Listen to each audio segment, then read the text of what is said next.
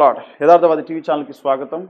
రండి, ఈ రోజున క్షీరసాగర మదనం కార్యక్రమం కర్ణాటక ప్రాంతంలో మరి బెంగళూరు నుండి ముఖ్యంగా చెప్పాలంటే Bangarupet Kolar gold field KGF నుండి ఈ యొక్క కార్యక్రమాన్ని నిర్వహిస్తూ ఉన్నాము.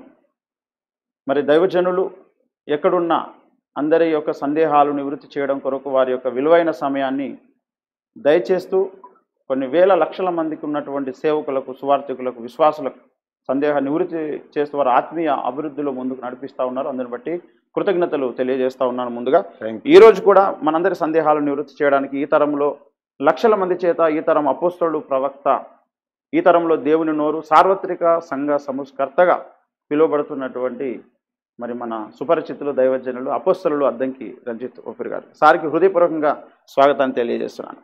Thank you sir. Praise the Lord sir. Praise the lord.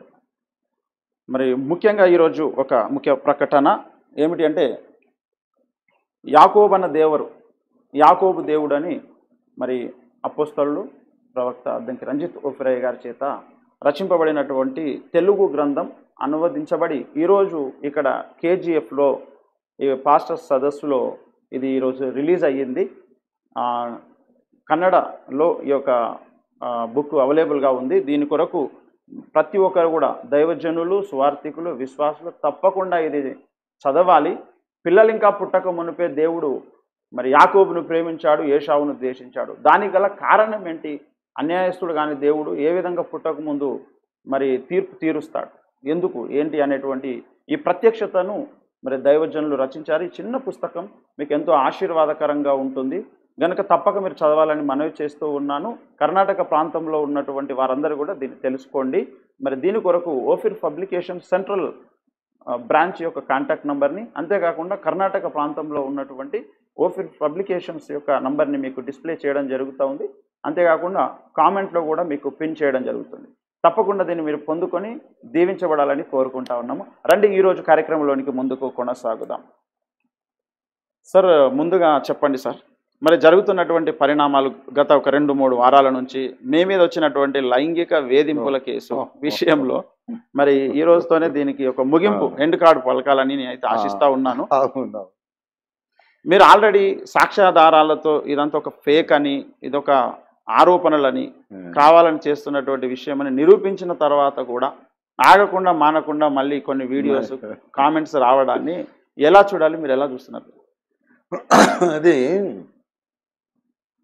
నేను లాస్ట్ టైం జవాబు చెప్పేటప్పుడు చెప్పాను కదా, anybody who talks against Jesus and he's true servants cannot be a good person and cannot be a wise person. యేసుక్రీస్తే జ్ఞానము, యేసుక్రీస్తు సర్వోత్తముడు, absolute మంచితనానికి ఆయన ఒక రూపం యేసు. కనుక యేసుకు వ్యతిరేకంగా కానీ, ఆయన నిజమైన సేవకులకు వ్యతిరేకంగా కానీ మాట్లాడేవాడు మంచివాడు అయి ఉండడానికి అవకాశం లేదు, జ్ఞానిగా ఉండడానికి అవకాశం లేదు. He will be an evil person and stupid fellow. ఇది నేను లాస్ట్ టైం చేసిన స్టేట్మెంట్. నేను దానికి లైఫ్ టైం కట్టుబడి ఉంటా. ఓకే.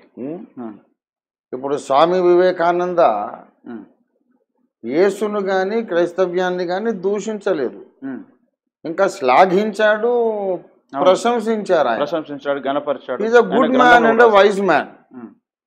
స్వామి వివేకానంద ఒక మంచి వ్యక్తి, ఒక జ్ఞాని. అలాగే రామకృష్ణ పరమహంస, కేశవ చంద్రసేన్, మహాత్మా గాంధీ, ఇలాగ వీళ్ళందరూ కూడా ఏంటంటే వాళ్ళు హిందువులే, కానీ యేసును ఎప్పుడు కూడా వాళ్ళు దూషించి మాట్లాడలేదు. ఎందుకంటే వాళ్ళు జ్ఞానులు, మంచోళ్ళు. ఎవరైనా సరే యేసును దూషించి వ్యక్తిగతంగా ఆయన సేవకులను దూషించేవాడు ఎప్పుడు కూడా he will be an evil character and stupid fellow అనే దానికి ఇది ఇంకో మంచి ఉదాహరణ నేను చెప్తున్నా. ఇప్పుడు నేను స్త్రీలోని అని అంటున్నారు. ఇవన్నీ కోర్టు ముందు కానీ సమాజం ముందు కానీ నిలబడే ఆరోపణలు కాదు. ఓకే. ఎందుకో ఇప్పుడు నేను చెప్తున్నా, వీళ్ళు ఎంత ఫూలిష్గా బిహేవ్ చేస్తున్నారు అనే సంగతి ఇప్పుడు నేను చెప్తాను. ఇప్పుడు I'm not a gay, correct మొగోడినే. ఓకే. ఎందుకంటే నాకు పెళ్ళయింది, చక్కని కొడుకును దేవుడిచ్చాడు, చక్కని కూతురునిచ్చాడు. సరే వైఫ్ నేను కొంత డిస్టర్బ్ అయినా, పిల్లలైతే బాగున్నారు, వాళ్ళు మంచిగా చదువుకున్నారు, ఇద్దరికి పెళ్ళిళ్ళు అయిపోయినాయి. So that shows that I'm a normal male, healthy male person. Okay. మరి అలాంటి పరిస్థితిలో నాకు కొంతకాలం కిందట ఈ ప్రాస్టేట్ క్యాన్సర్ ఎఫెక్ట్ అయింది.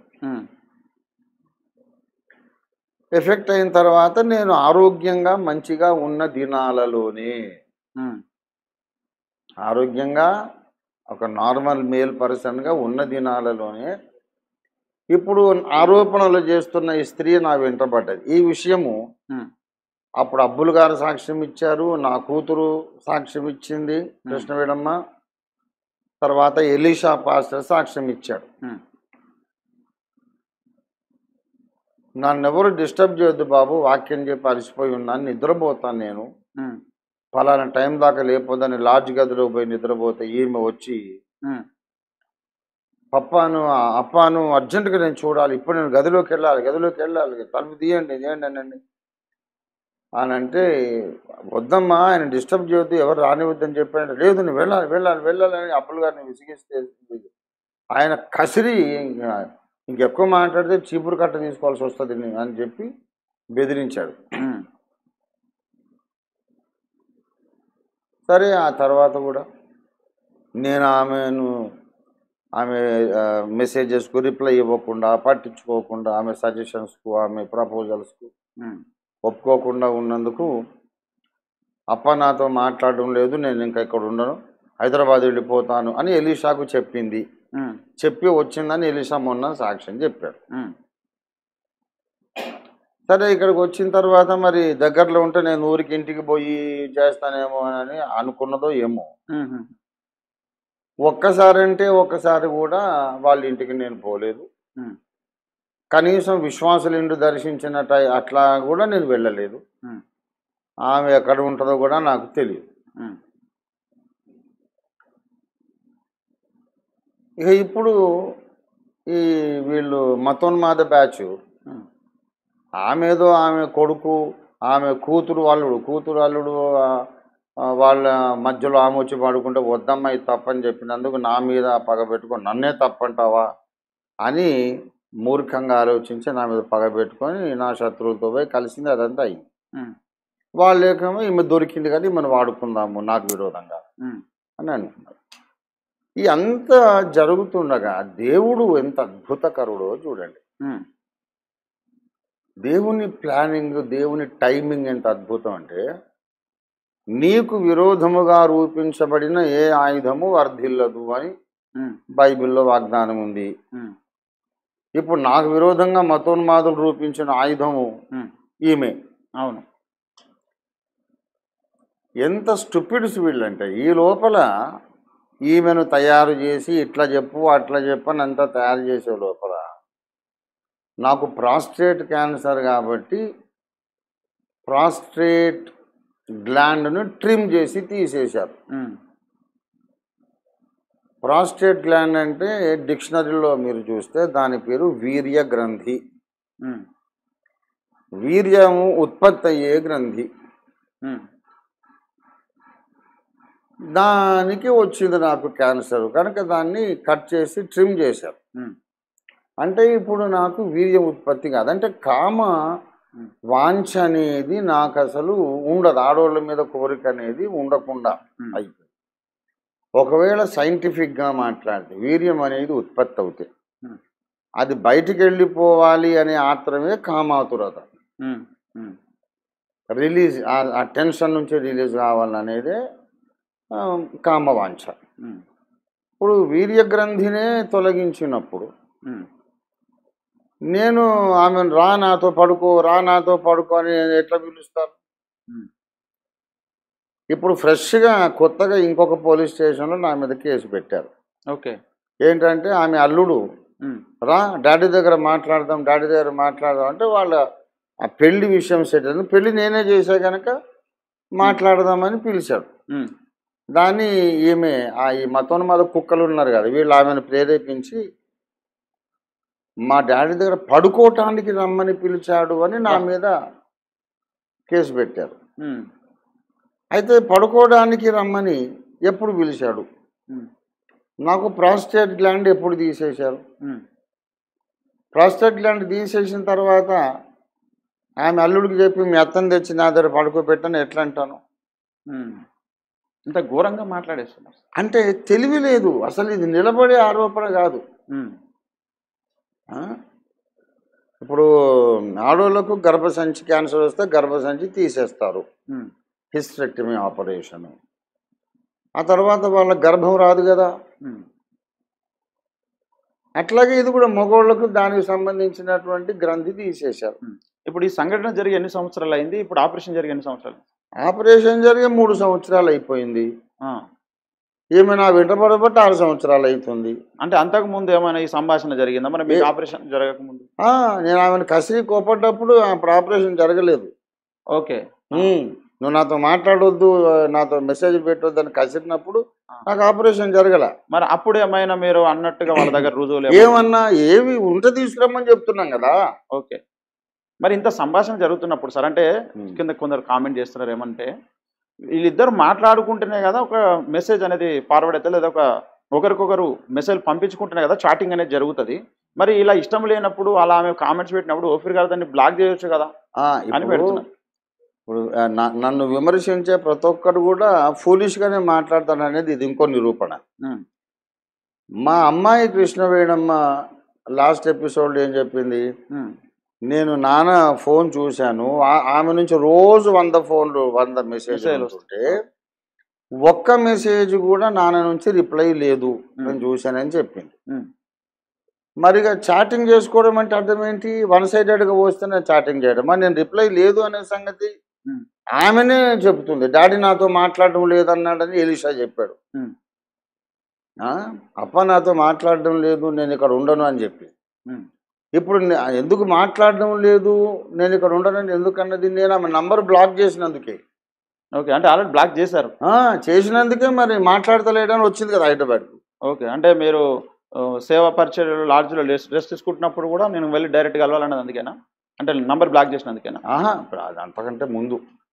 తర్వాత ఏమి వ్యవహారం బాగలేదని చెప్పేసి నేను నంబర్ బ్లాక్ చేశాను. నంబర్ బ్లాక్ చేస్తే మళ్ళీ ఎలీషాకి చెప్పి ఇంకోటి చెప్పి ఏడ్చి తోడ్చి, సారీ అప్ప నేను అట్లా మాట్లాడను, నన్ను క్షమించు, అది ఇది అని అంటే బుడిబుడి చెప్పలేదు. సరే జాగ్రత్త, ఇంకోసారి జాగ్రత్త మాట్లాడి ఇట్లాంటి అపవిత్రమైన సంభాషణ వద్దని మళ్ళీ ఓపెన్ చేశాను. ఎందుకంటే సంఘ సభ్యురాలే కనుక.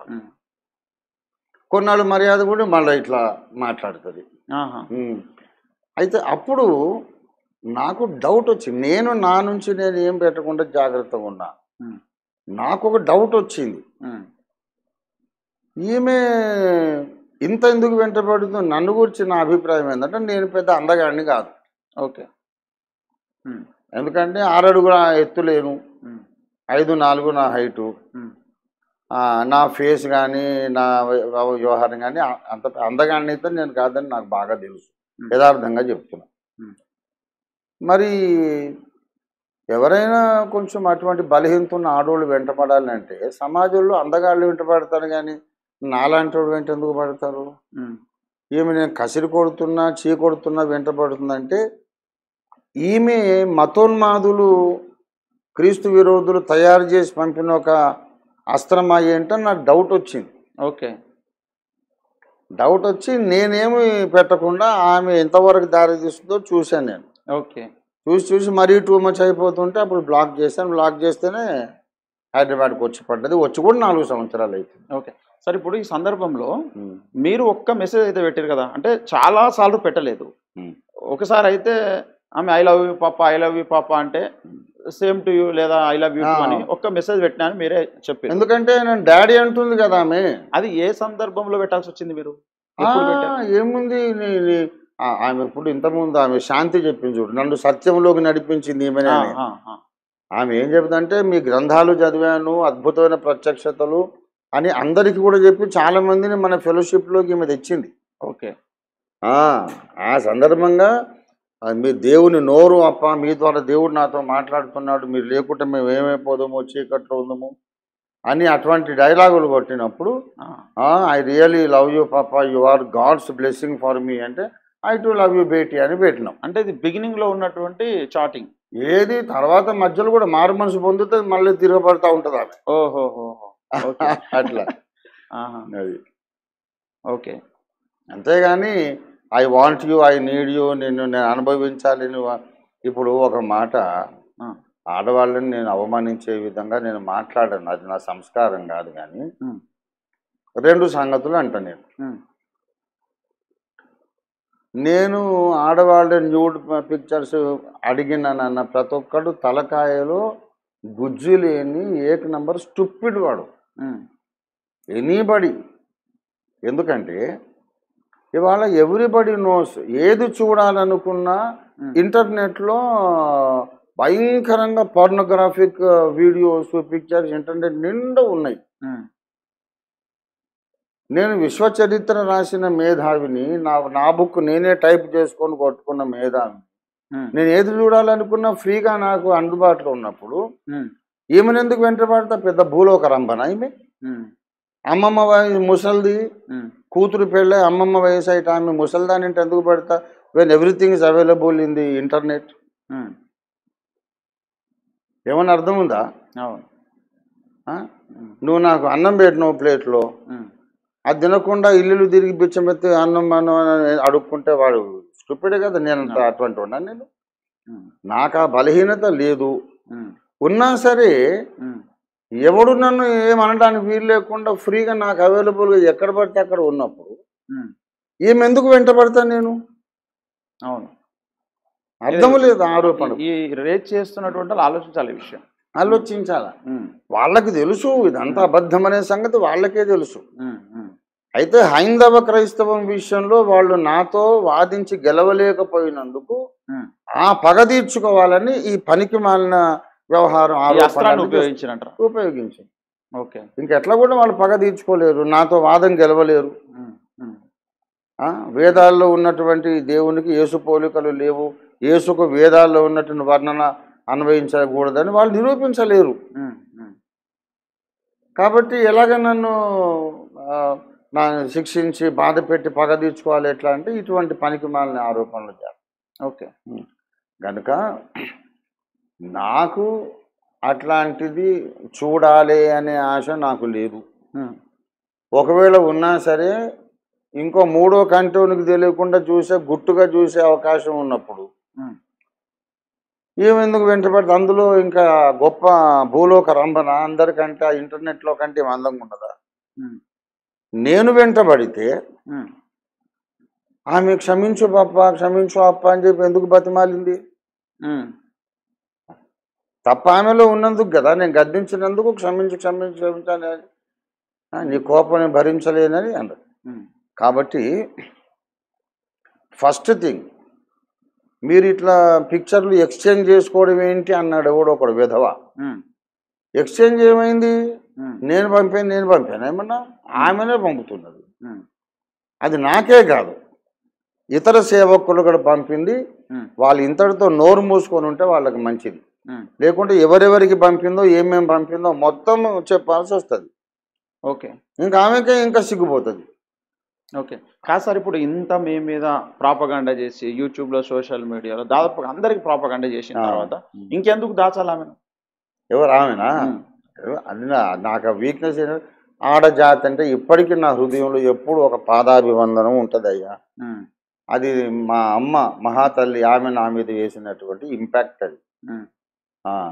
ఇప్పుడు ఒక స్త్రీని అవమానిస్తే స్త్రీ జాతిని కూడా అవమానించినట్టు అవుతుంది అనే ఉద్దేశంతో వద్దులే, ఎందుకు ఇంకా చాలే, ఇప్పుడు సిగ్గుపోయిన దాకా సిగమూగినట్టు ఆమె ఇదంతా చేసినందుకు ఇవన్నీ చెప్పాల్సి వచ్చింది.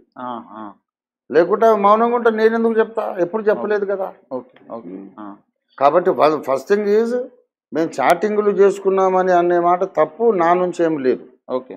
ఆమె నుంచి వచ్చినప్పుడు కూడా ఎందుకు నేను బ్లాక్ చేయలేదంటే, ఒకసారి బ్లాక్ చేసినందుకే ఆమె బాధపడ్డదని ఎలీషా చెప్పాడు, అబ్బుల్ గారు చెప్పాడు. ఓకే.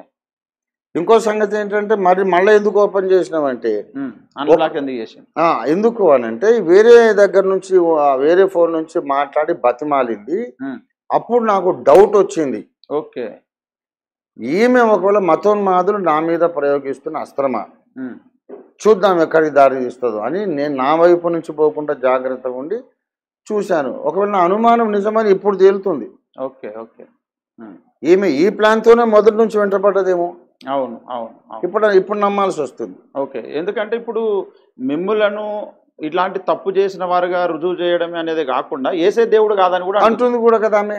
మరి ప్రారంభంలో యేసు వల్లనే నేను ఇప్పుడు శాంతిగా సమాధానంగా ఉన్న దేవుడు నాకు గొప్ప మేలు చేసిండని చెప్పినటువంటి సాక్ష్యము అది కూడా కాదు అని చెప్తుందామె. కాబట్టి ఈమె మొట్టమొదటి నుంచి ముసుగులో ఉన్నటువంటి ఒక మతద్వేషి, మతోన్మాది, ముసుగులో ఉన్న ఆర్ఎస్ఎస్ వర్కర్ అని అనుకుంటున్నాను నేను. ఓకే. ఓకే. అంటే ఇప్పుడు బట్టబయలైపోయింది, ఇప్పుడు నిరూపణ అవుతుంది. అట్లీస్ట్ ఇట్లా అనుమానించాల్సిన అవసరం వస్తుంది ఇప్పుడు మాకు. ఓకే. ఓకే. ఇప్పుడు దీనికి ఎండ్ కార్డ్ పడ్డట్టేనా మీ వైపు నుండి? ఎండ్ కార్డ్ పడుతుంది. ఇంకా వాళ్ళు ఈ పిచ్చి పిచ్చి వేషాలు వేస్తే మేము ఒకటి భౌతికంగా, శారీరకంగా, ఫిజికల్గా అటాక్ చేయడం అనేది మేము ఎప్పటికీ చేయము.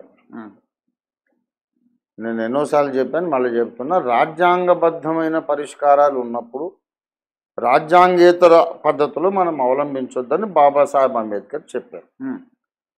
వీళ్ళు చేసేవన్నీ చట్టవిరుద్ధమైన పనులు కాబట్టి చట్టము ద్వారానే చర్య తీసుకుంటాం తప్ప వాళ్ళ మీద వాళ్ళని కొట్టే కంటే ఒక పందిని కొడితే మంచిది, వాళ్ళని కొడితే నా చెయ్యి మురికేద్దాం అనుకుంటారు.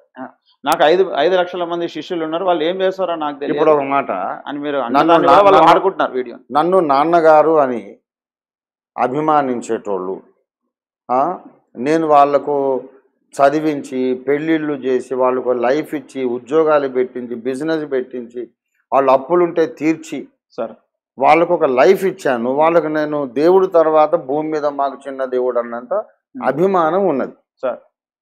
అంత ప్రేమించేటోళ్ళు ఈ ప్రాస్టేట్ క్యాన్సర్ పేషెంట్ మీద ఈ కామలీలలు, స్త్రీలోలుడు అనే పనికి మాలిన అబద్ధపు ఇంపాసిబుల్ అయినటువంటి ఆరోపణలు చేస్తున్నారు. వాళ్ళకు బాధ కాదా మరి? మరి బాధపడ్డప్పుడు ఎవడెట్లా రియాక్ట్ అవుతారో నేను ఎట్లా చెప్పగలను? మీరు ఆపుతున్నారు కూడా. ఆపుతున్నా. మీరు కామెంట్స్ పెట్టొద్దు, ఏం చేయొద్దు, చట్టమే చూసుకుంటుందని ఆపుతున్నా నేను. అవును. ఎవడేమో కూడా ఆవేశపరుడు ఉంటే వాడిని ఎట్లా కంట్రోల్ చేస్తాను నాకు తెలుసా. ఇప్పుడు ఒకరిద్దరిని అయితే ఆపుతాం, లక్షల మందిని పోయి అందరిని ఎక్కడ ఆపుతా నేను? అది నేను అన్నమాట. నా మీద అభిమానము, ప్రేమతో మనసు గాయపడి మా నాన్నగారు ఏమి తప్పు చేయకుండా వాళ్ళే వెంటబడి అసలు నిరాధారమైన ఆరోపణలు. నా వయసు ఇప్పుడు 66 నడుస్తుంది. ఈ వయసులో మామూలుగానే మనకు ఆ వాంఛ ఉండదు. తర్వాత వీర్య గ్రంథినే ట్రిమ్ చేసిన తర్వాత ఇంకా అసలు డిజైరే ఉండదు. ఆర్గన్స్ ఉంటాయి అంతే, దాని మీద మైండ్ పోదన్నమాట. అలాంటి ఆరోగ్య స్థితి, అలాంటి ట్రీట్మెంట్ జరిగిన తర్వాత ఈ దశలో నా దగ్గర పండుకుందు రమ్మని పిలిచాడు అని కొత్తగా ఆమె కంప్లైంట్ పెట్టింది. నేను ఎట్లా ఆమెను పడుకుంటే ఏంది అసలు ఆమె కంటే నా పక్కన పందిని పడుకోబెట్టుకుంటే మంచిది. స్టూపిడ్ లేడీ, ఆమెను ఎందుకు నేను పిలుస్తాను? అమ్మమ్మ ముసలిదాన్ని ఏమంత అందగత్త అనుకుంటుందా, యవనంలో ఉంది అనుకుంటుందా, ఏమనుకుంటా? కాబట్టి ఇట్లాంటి పనికి మాలిన పనులు చేసిన తర్వాత నా ఆత్మీయ బిడ్డలు, శిష్యులు ఎంతమంది గాయపడ్డారు. వాడు ఎవడింత ఆవేశపరుడు, వాడేమన్నా ఒకవేళ లీగల్గా యాక్షన్ తీసుకోవచ్చు, తిట్టొచ్చు, ఏమైనా. ఎవరి యాక్షన్స్ నేను ఎట్లా చెప్పగలను? లక్షల మంది గుండెల్లో దేవుని తర్వాత స్థానంలో ఉన్న ఒక ప్రజానాయకుడిని మీరు ఇట్లా అనవసరంగా కెలికారు. మరి సమాజం అంతా నా కంట్రోల్లో ఉందా? చెప్తాం, వద్దు బేటా, మనం దేవుని బిడ్డలము, కొట్టడం తిట్టడం యేసయ్య మనకు పర్మిషన్ ఇవ్వలేదు అని అంటాం. కానీ అందులో కొంతమంది, అందరూ అపొస్తలుడైన పౌలు, అందరూ అంత యోగి పొంగవులు కాదు కదా, ఆవేశపరులు ఉంటారు కదా యవనస్తులు. అవును. అది నేను అన్నమాట. ఓకే. సరే, ఇప్పుడు యోసేపు మీద కూడా పోతీఫర్ భార్య ఇలాంటి ఒక నింద వేసింది. ఆయన శిక్ష కూడా అనుభవించిండు. అవును కదా. అయితే శిక్ష అనుభవించిన తర్వాత ఆయన మళ్ళీ ఒక గవర్నర్ అయిండు, ఒక గొప్ప అధికారం.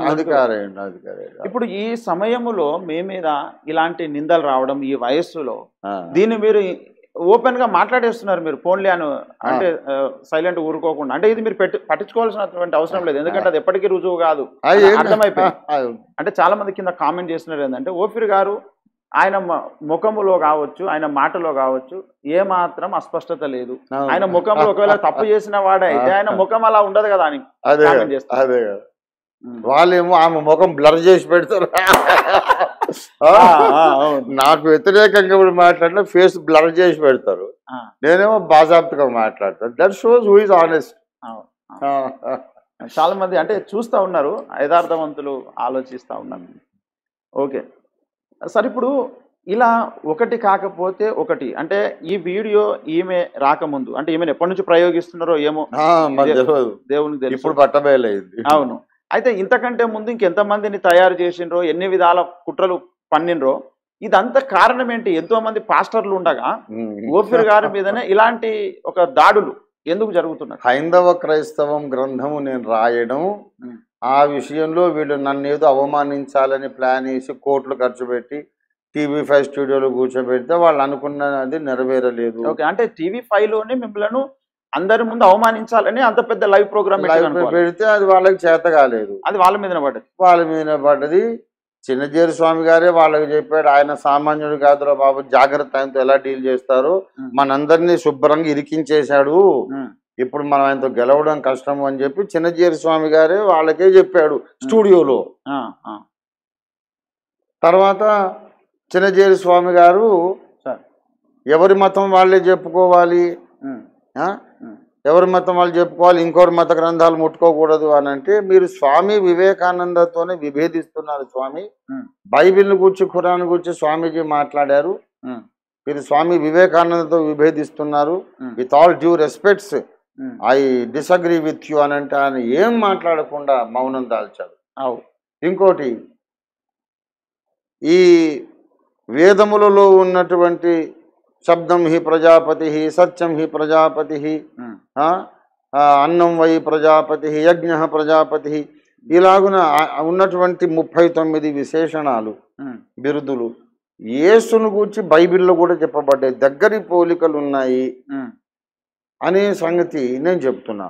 ఇప్పుడు ఈ 39 పోలికలు మీరు చెప్పుకున్న 33 కోట్ల దేవతలు ఎవరికైనా ఉన్నట్టు మీరు చెప్పగలరా అంటే మేము చెప్పలేమన్నారు వాళ్ళందరూ. అవును, అంతమంది 9 మంది కూడా ఏం చెప్పలేదు, 9 మందికి మేము చెప్పలేమన్నారు. మీరు చెప్పలేనప్పుడు ఆ పోలికలు యేసులో కనబడుతున్నప్పుడు మేము ఎందుకు అనుకో, యేసును కూర్చిన ప్రస్తావన ఎందుకు అనుకోకూడదు అంటే వాళ్ళకి ఆన్సర్ లేదు, ఏం చెప్పలేదు దాన్ని. అక్కడ వాళ్ళు గాయపడి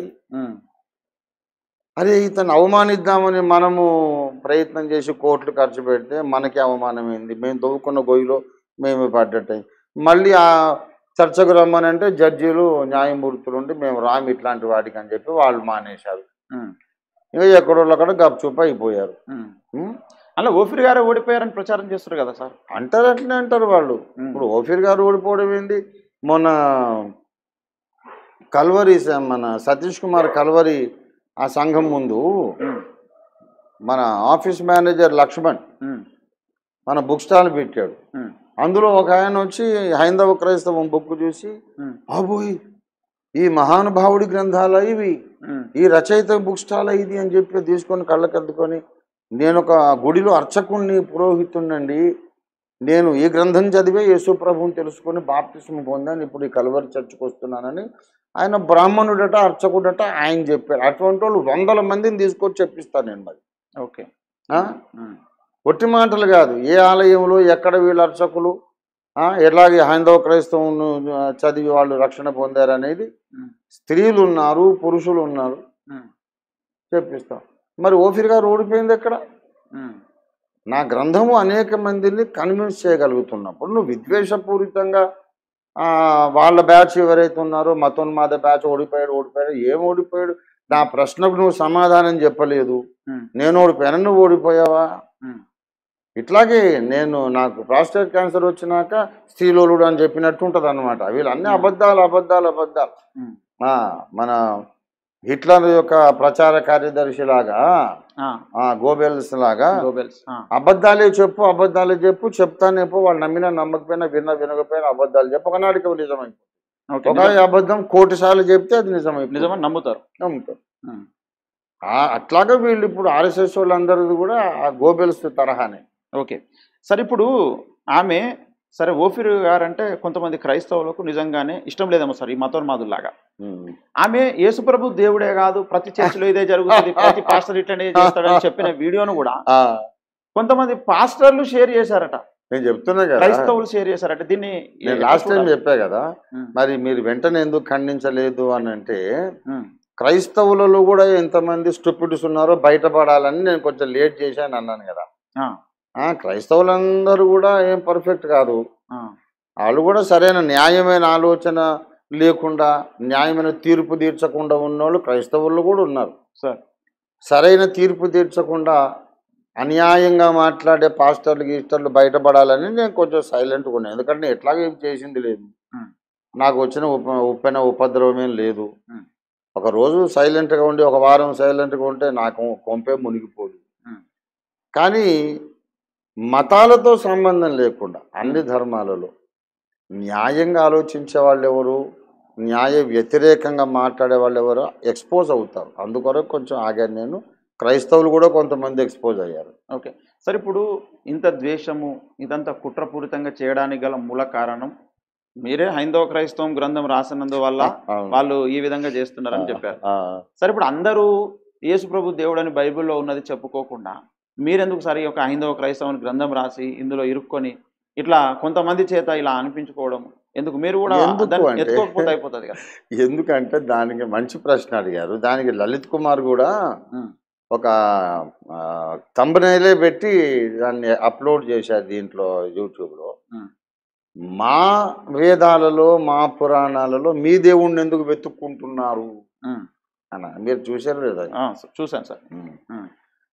ఇప్పుడు ఆ ప్రశ్నకు నేను సమాధానం చెప్పాలనుకుంటున్నా. ఫస్ట్ ఆఫ్ ఆల్, వాళ్ళ గ్రంథాలలో వాళ్ళ వేదాలలో మా దేవుణ్ణి వెతుక్కోవడం అనేది అర్థం లేని మాట. దేవుణ్ణి వెతుక్కోవడం ఏంది? ఆల్రెడీ మాకు దొరికిపోయాడు ఆయన. ఓకే, ఆయన మీకు కూడా దొరకాలని మేము ప్రయత్నం చేస్తున్నాం కనుక మేము వెతుక్కోవట్లేదు. మాకు దొరికిపోయాడు, మా గుండెల్లో ఉన్నాడు ఆయన.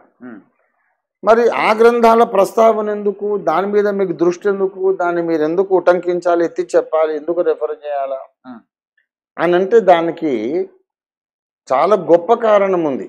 మొట్టమొదటి మాట, మీరు అంటరానోళ్ళని మేము అనుకోలేదు, మీ గ్రంథాలు అంటరానివని మేము అనుకోలేదు. ఏ మత ధర్మ గ్రంథాలు కానీ ఆ మతంలోని భక్తులు ఎవ్వరూ కానీ ఏవి కానీ మాకేది కూడా అంటరానిది అని మేము అనుకోలేదు. మాది విశాల హృదయం, అందరూ మా వాళ్ళే అనుకుంటా. హిందువులు, ముస్లిములు, అన్ని కులాల వాళ్ళు ఆదాము హవ్వల పిల్లలే అనేది మా విశాల భావన. మనిషి అయితే ఇలాగే ఆలోచిస్తాడు. ఎందుకంటే ఇంటర్నెట్లో కూడా అప్లోడ్ అయ్యింది. స్వామి వివేకానందుల వారు షికాగో సర్వమత సమ్మేళనంలో చేసిన ప్రసంగం లైవ్ ఒరిజినల్ ఇప్పటికీ ఇంటర్నెట్లో ఉంది. Swami Vivekananda Chicago speech original అని కొడితే వచ్చేస్తుంది, గూగుల్ సెర్చ్ చేస్తే. ఆయన మొదలు పెట్టాడు, my brothers and sisters of the global human family, global humanity, ప్రపంచ మానవ కుటుంబములోని నా అన్నదమ్ములు అక్క చెల్లెళ్ళారా అని ఆయన అడ్రస్ మొదలు పెట్టగానే ఆపకుండా 5 నిమిషాలు చప్పట్లు కొట్టారు. భారతదేశం నుండి వచ్చిన ఒక యవనస్తుడు, అప్పుడు బాగా యవనస్తుడే కదా, అని మరణించినప్పుడే యవనస్తుడు, ఇంత గొప్ప విశాల హృదయము దృక్పథం కలిగిన వాడ, ప్రపంచ మానవ కుటుంబంలోని నా సొంత అన్నదమ్ములు అక్క చెల్లెళ్ళు అన్నాడు ఆయన. మనిషికి పుట్టినోడు ఎవడన్నా అట్లాగే ఆలోచిస్తాడు. నా మతంలో ఉన్న బంధువులు వాళ్ళే నాకు బంధువులు. నేను ఎన్నోసార్లు ప్రసంగం చేసేటప్పుడు ప్రభునందు నాకు అత్యంత ప్రియులారా, ప్రభునందు లేకున్నను నాకు అత్యంత ప్రియులారా అని మాట్లాడతాను నేను. అవును, I love Muslims, I love Hindus, and I love atheists also. I love Christians, I love Buddhist. అందరినీ ప్రేమిస్తాం మేము. గనక మాకు ఇప్పుడు వివేకానందుల వారు చూపిన మాదిరి మరి మీరెందుకు మా గ్రంథాలు ముట్టుకుంటున్నారంటే, మరి బైబిల్ గ్రంథములు ఆది యందు శబ్దము ఉండెను, ఆ శబ్దము దేవుడై ఉండెను అని జాన్ సువార్త మొదటి పద్యపాదము చెప్పుచున్నది. క్రైస్తవులైన మీరు దేనినైతే శబ్దమని పిలుచున్నారో, హిందువులమైన మేము దానినే ప్రణవమని, ఓంకారమని, మాయ అని పిలుచుచున్నారు. పరబ్రహ్మతత్వమును మనకెరిగించుటకు ఓంకారమే క్రీస్తు ఆయను అని వివేకానంద ఎందుకు చెప్పాలి మరి? అంటే సార్ ఇప్పుడు వీళ్ళు వివేకానందుల వారి త్రోవలో ఉన్నారనుకోవచ్చా వీళ్ళను? ఉండాలి కదా మరి. వివేకానందుల వారి కంటే గొప్ప హిందువులా వీళ్ళు? కాదు కదా. వివేకానందుడు హిందువు కాదా? రామకృష్ణ పరమహంస గారు హిందువు కాదా? వీళ్ళు హింస, ఆయన హంస. రామకృష్ణ పరమహంస గారు గొప్ప హిందూ, దాదాపు ఒక అవతార పురుషునిలాగా ఆయన ప్రశంసించబడుతున్నాడు కదా. మరి రామకృష్ణుల వారు, తర్వాత వివేకానందుల వారు, పోనీ మహాత్మా గాంధీ, ఆయన హిందువు కాదా? ఆయన మరణించేటప్పుడు హే రామ్ అని మరణించాడు ఆయన. ఆ బుల్లెట్ దెబ్బలు తగిలితే, ఆ గాడిసే పాయింట్ బ్లాంక్ షూట్ చేసినప్పుడు హే రామ్ అని చచ్చిపోయాడు. రామభక్తుడే కదా. మరి వాళ్ళందరూ హిందువులు కాదా? అంటే వాళ్ళందరూ మనుషులకు పుట్టిన వాళ్ళు కనుక అట్లా మాట్లాడతారు. జంతువులకు పుట్టిన వాళ్ళు ఏంటంటే ఐక్యత, ప్రేమ, ఒకరినొకరు గౌరవించుకోవడం ఇష్టం ఉండదు. వాళ్ళు కలహాలు పెట్టాలి, చీరికలు పెట్టాలా, గొడవలు పెట్టాలా, అందుకొరకు అబద్ధాలైనా మాట్లాడాలి. ఎంత నీచ ప్రవృత్తి మనుషులకు ఉండదు, జంతువులకు కూడా ఉండదు. అటువంటి మనుషులు వీళ్ళు. కనుక మేమెందుకు ఆ పుస్తకాలు ముట్టుకున్నామంటే, మాకు ఆ పుస్తకాలంటే కూడా అభిమానం ఉన్నది. సరే, ఇప్పుడు ఆ గ్రంథాలు ఎక్కడైనా క్రైస్తవులు ఈ గ్రంథాలు చదవద్దు, లేదా వాళ్ళ యొక్క ప్రసంగాలలో, ప్రస్తావనలో వీటిని మమ్మలను ఎత్తి చూపెట్టద్దని గ్రంథాలు ఏమన్నా చెప్తున్నాయి? గ్రంథాలు చెప్పడం లేదు.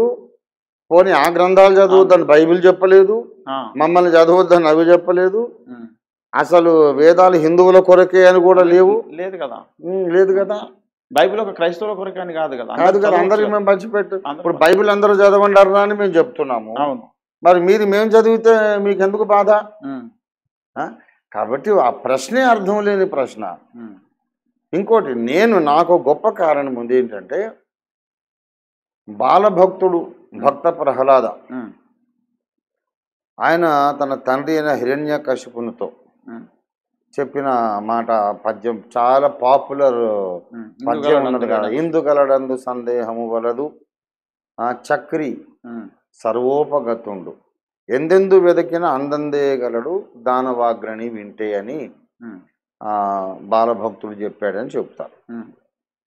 కనుక ఎందెందు వెతికిన అందందేగలడంటే హిరణ్యకశిపుడు అంటాడు, మరి ఈ స్తంభంలో చూపగలవా అంటే, వెతికితే ఉంటాడు నాన్న అంటే కొట్టాడు, నరసింహావతారం బయటకు వచ్చింది అనేది పురాణ కథ.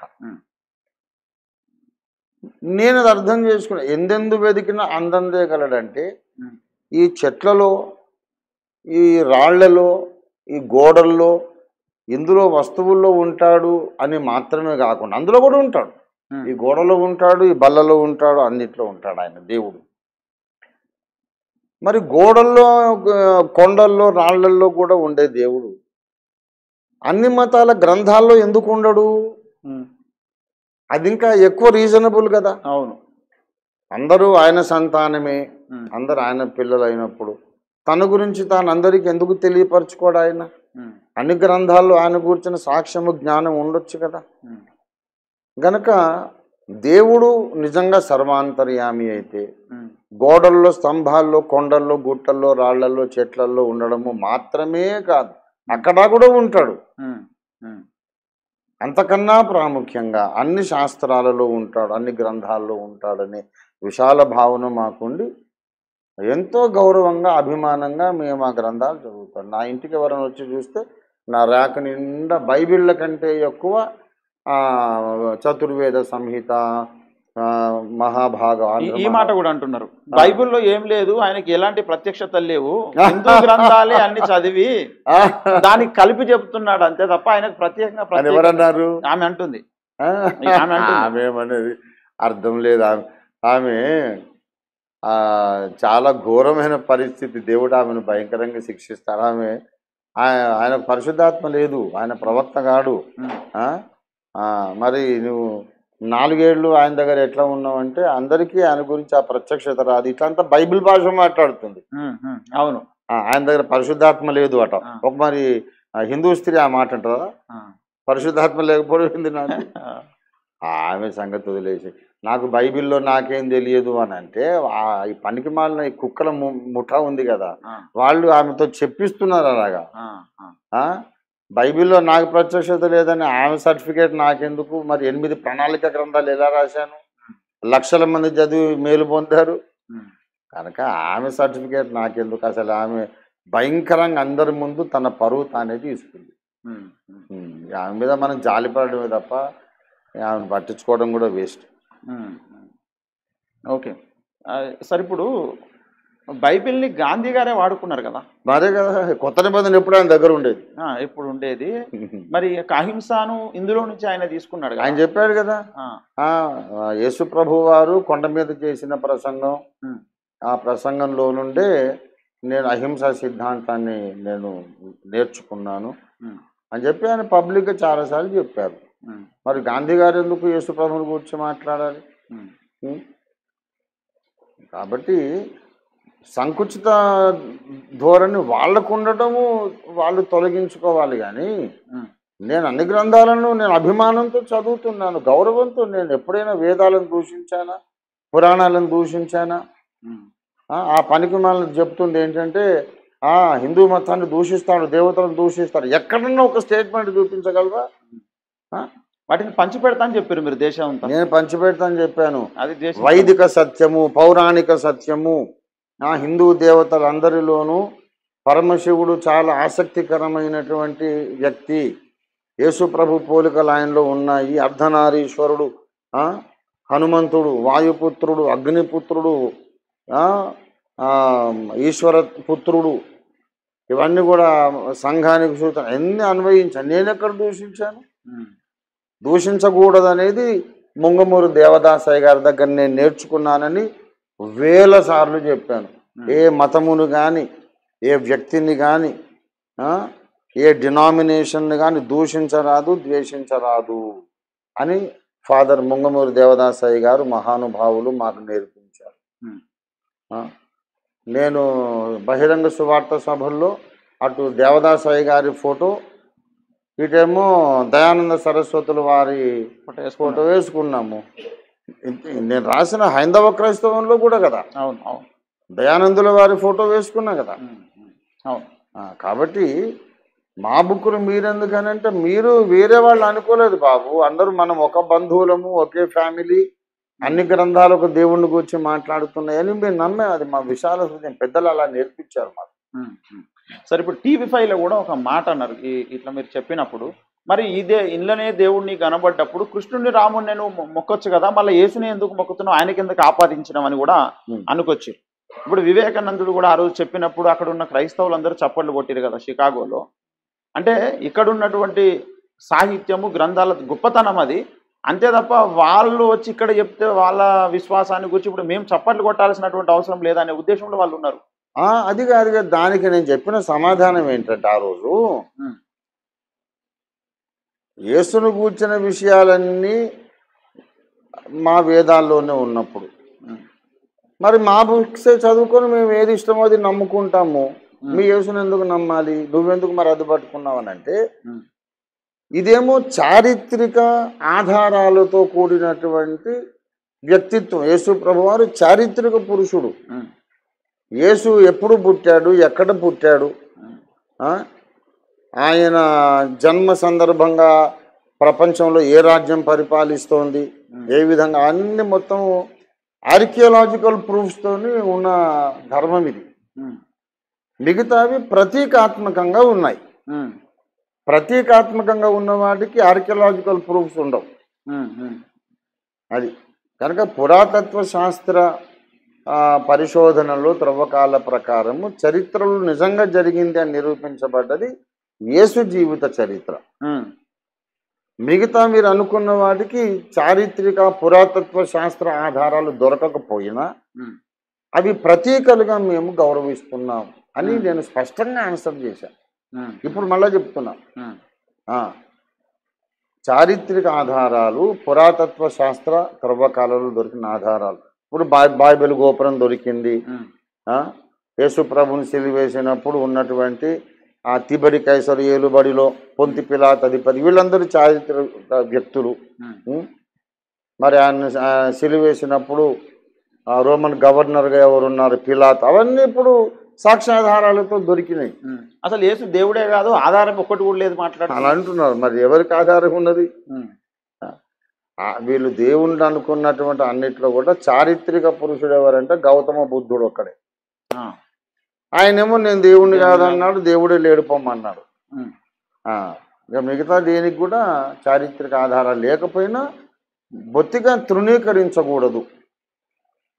అందులో కూడా నిజమైన దేవుని గూర్చిన సాక్ష్యము ఉపమాన రీతిగా చెప్పబడింది అనే విషయాన్ని నేను దాంట్లో మంచి ఉంటే తీసుకోవాలి కానీ తృణీకరించొద్దు అనే ప్రిన్సిపల్కు కట్టుబడి అసలు దూషించకూడదు అని అయ్యగారు చెప్పడం మాత్రమే కాదు, నా సహజ ప్రవృత్తి, ఎవరిని కూడా అవమానించొద్దు. కాబట్టి ఇప్పుడు రామతత్వము కృష్ణతత్వము ఇవన్నీ హైందవ క్రైస్తవులు రాశాను కదా. అవును, తండ్రి మాట జవదాటలేదు, తండ్రి మాటకి విధేయుడై సింహాసనాన్ని త్యాగం చేశాడు. మరి యేసు ప్రభు వారు పరమ తండ్రి మాటకి విధేయుడై ఆ విశ్వ సింహాసనాన్ని విడిచి అడవి కంటే పాడుపడ్డ ఈ లోకానికి వచ్చాడు. భూమి మీద ఒక సింహాసనం త్యాగం చేయడం కంటే విశ్వ సింహాసనాన్ని యేసు త్యాగం చేశాడు. అందాల రాముడు ఎందువలన దేవుడు అనే మాట కూడా నేను గౌరవంగా రాశారు. వాళ్ళను గౌరవంగా రాసింది లేదు, నేను ఎప్పుడు దూషించాను, ఎప్పుడు వాళ్ళైతే బైబిల్ని యేసు ప్రభువుని ఇష్టం వచ్చినట్టుగా మాట్లాడతారు. నేను ఒక్క దేవతనని అట్లా మాట్లాడాను, రాముడిని కానీ కృష్ణుని కానీ అలా దూషణ మాటలు అసలు లేదే. వాళ్ళు ఇంకొక మాట అంటున్నారు, సార్ మాకు దేవతలు ఎంతో మంది ఉన్నా వాళ్ళు ఉన్నారనే చారిత్రక ఆధారాలు ఉన్నా లేకపోయినా మాకు దేవుడు ఒక్కడే, అన్ని రూపాలలో ఆ దేవుడిని మేము కొలుసుకుంటాం అంటున్నారు. మరి యేసు అనేట ఆయన కూడా ప్రపంచంలో ఎక్కువ మందితో ఆరాధించబడుతున్నప్పుడు ఈ ఒక్క ఆయనను కూడా వాళ్ళు ఎందుకు కలుపుకోరు? అదే కదా, అసలు భగవద్గీతలో శ్రీకృష్ణుడు ఏ రూపమును కొలిచినా ఏ పేరును కొలిచినా ఆ పూజలన్నీ నాకే చేరుచున్నవి అని చెప్పి స్పష్టంగా చెప్పినప్పుడు మరి అల్లా అని పిలిచినా యేసు అని పిలిచినా అవి కృష్ణునికే చేరుతాయని వీళ్ళు ఎందుకు అనుకోరు? వాళ్ళు ఎంతనన్నా ఆరాధన చేయనా అవన్నీ మా కృష్ణునికే వస్తున్నాయి అనుకోవచ్చు కదా.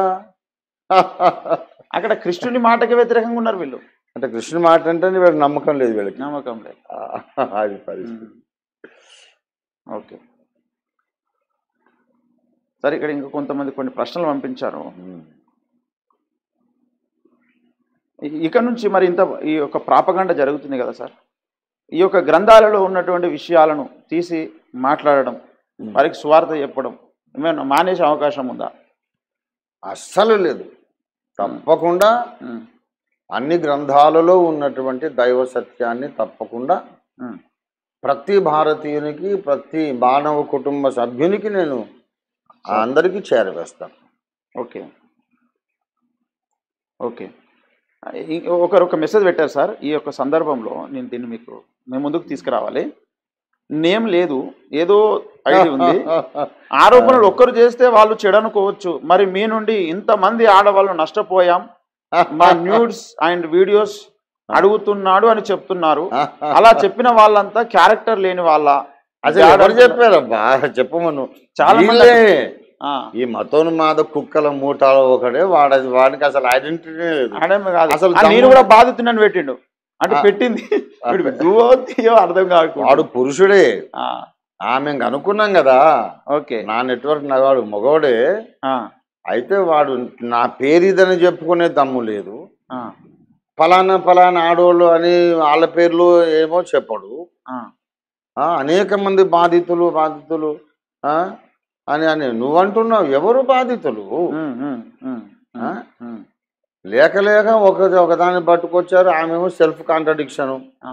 1 ఇయర్ బ్యాక్ ఏమో ఇదే ఈ మతోన్మాద ముఠా మీదనే ఈమె కంప్లైంట్ ఇచ్చింది. కంప్లైంట్ చేసి ఈయన వీళ్ళతో దేవుడు నాకు ప్రాణహాని ఉందని.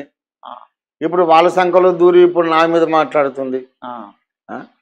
కాబట్టి ఇవన్నీ కోర్టు ముందుకు వస్తాయి. ఒట్టుగానే పోవు. మేము ఎవరిని కొట్టకపోయినా ఉమ్, చట్టం అయితే వాళ్ళ తప్పుకు శిక్షిస్తుంది. ఇలా కోర్టును పోలీస్ శాఖను ఉమ్, తప్పుదారి పట్టించారు, అబద్ధాలు చెప్పారు. ఉమ్, ప్రాస్టేట్ క్యాన్సర్తో బాధపడే ఒక 66 ఏళ్ల మనిషిని పడుకుందాం రమ్మని పిలిచాడని అబద్ధం, ఉమ్, ఇది అసంభవమైనది కదా.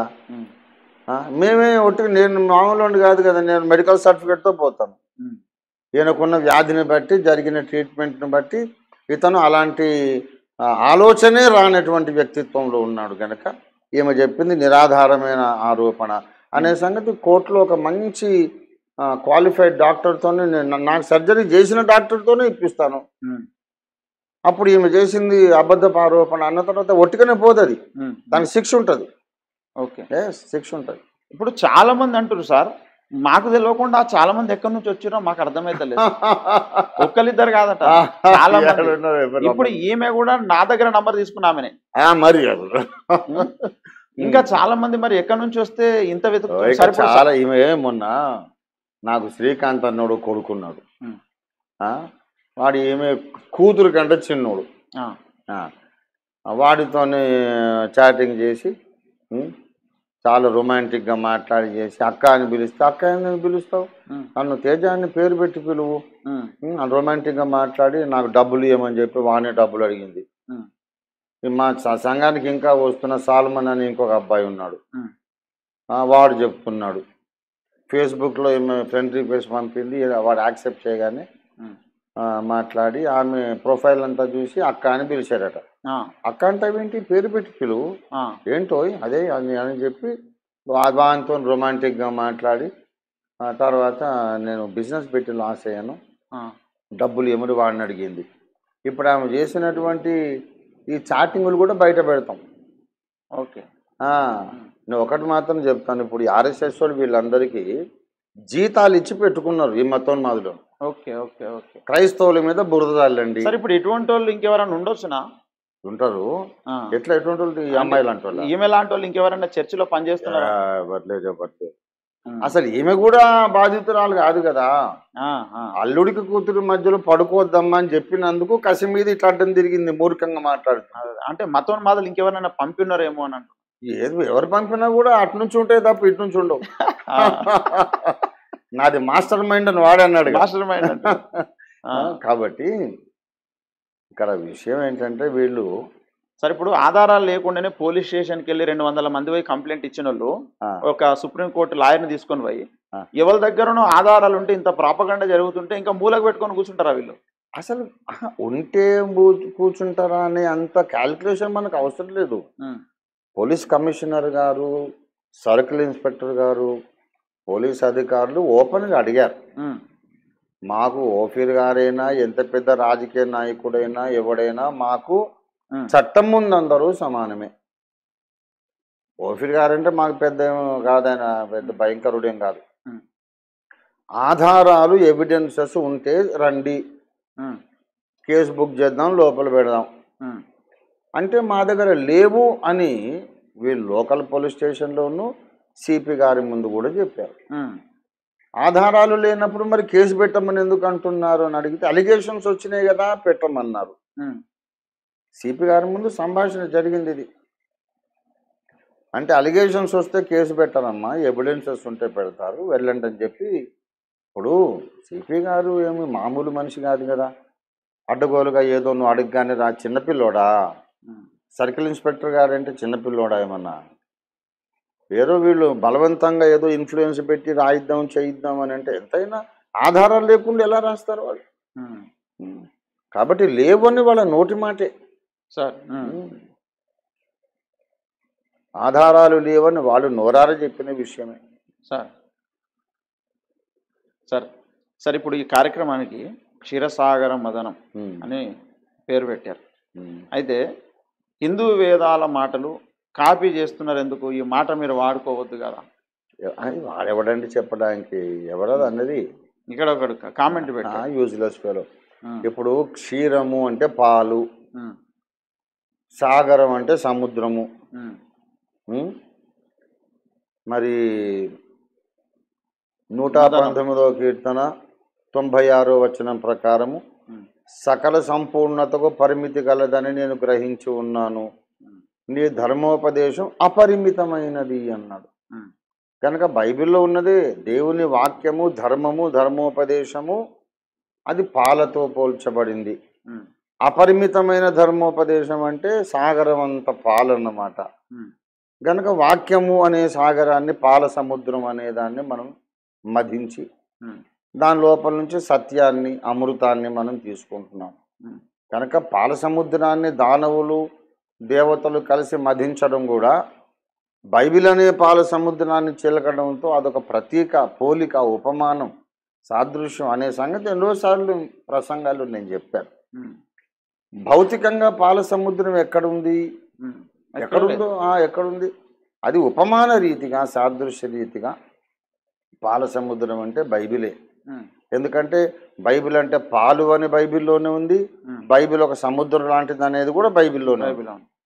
గనక బైబిల్ను మధించి పరిశోధించడం, పనిలో పనిగా సకల మత గ్రంథాలు, సకల శాస్త్రాలను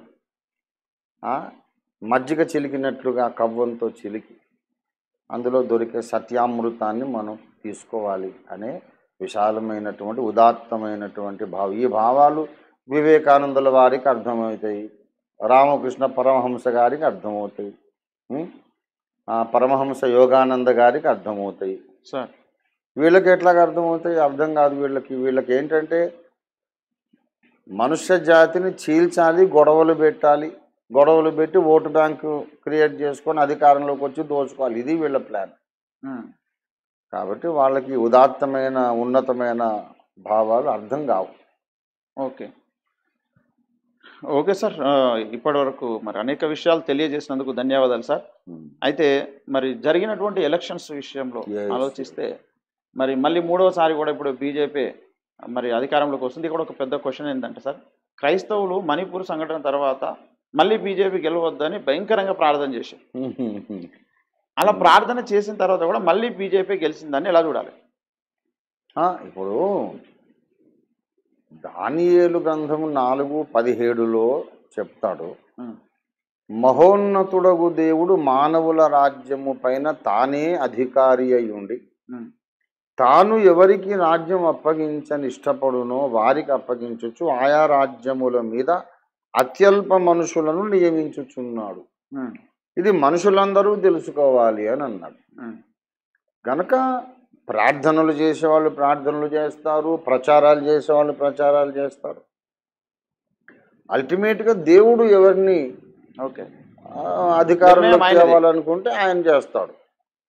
కనుక అంతకుముందు యాటిట్యూడ్ ఏదైనా సరే, ఇప్పుడు ఎన్నికైన వాళ్ళు ప్రభుత్వం స్థాపించినప్పుడు అన్ని సకల మతాల్లోని పౌరులు కూడా ప్రభుత్వాన్ని గౌరవించాలి, లోబడాలి, సహకరించాలి.